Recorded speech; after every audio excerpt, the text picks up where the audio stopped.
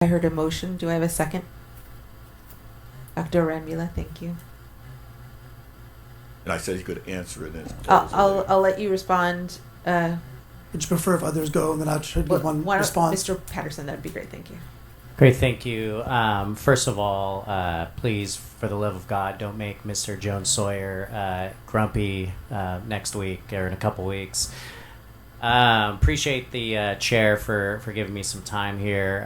I do want to take a moment to well, first of all, make everyone a little mad, I think. But, you know, I think a lot of this comes from, you know, the elephant in the room. I mean, I've only been on this committee for a year, but it seems like a daily occurrence, whether it's in this committee or just whether it's with my conversations with doctors or hospitals or, you know, the frustrations essentially getting paid.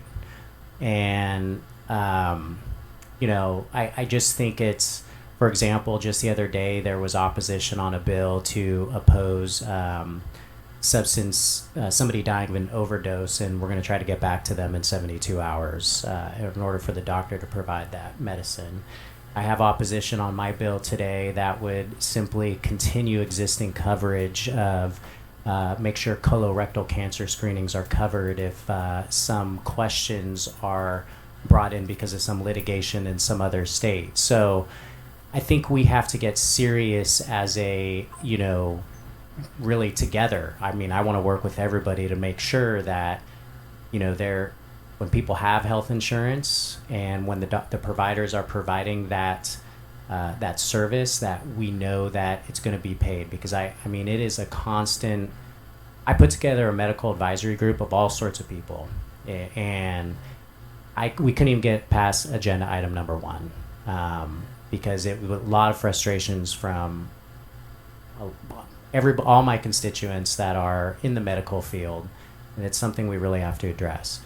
But I do have a lot of concerns about government-run healthcare, and I'm not just saying that out of some, you know, philosophical view, but like right now I'm dealing with, you know, an issue where individuals who actually had private insurance or were on TRICARE that are being forced onto Medi-Cal, and their doctors, there are no doctors that cover their specialty developmental disabilities, and despite lots of work with the department and things like that, I mean, we just can't.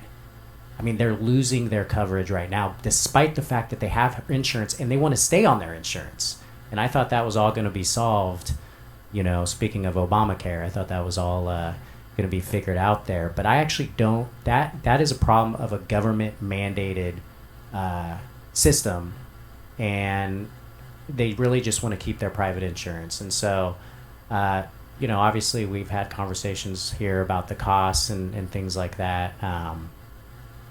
You know, obviously we're going to need some details. I do think the chamber brought up a good point about what businesses, if there's some runway, a couple years, 3 years, you know, before we really know the expenses or what it's going to cost, you know, I think they're going to start thinking like, hey, what's my long-term gain in 3 years from now? You know, maybe I should leave this state now so I don't have to participate in this expense if they don't know it, if they don't know those questions, the answers to those questions in advance. So, you know, obviously, I mean, it's probably no surprise to you. I'm not going to support this today, but you know, you're always bringing the small item issues before the legislature. So thanks for doing that. And please just don't make Mr. Jones Sawyer mad.